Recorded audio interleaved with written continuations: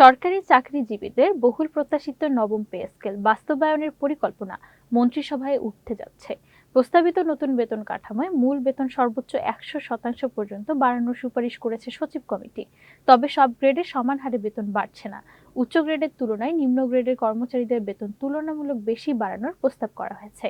সচিব কমিটির খসড়া পরিকল্পনা অনুযায়ী নবম পে স্কেল 2 ধাপে বাস্তবায়নের সুপারিশ করানো হয়েছে।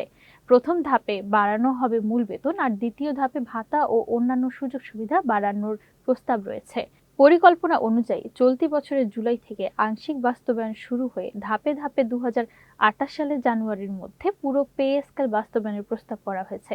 অর্থ বিভাগের সম্মতি নিয়ে আগামী সপ্তাহে মন্ত্রিসভায় খসড়া প্রস্তাবটি উত্থাপন করা হতে পারে।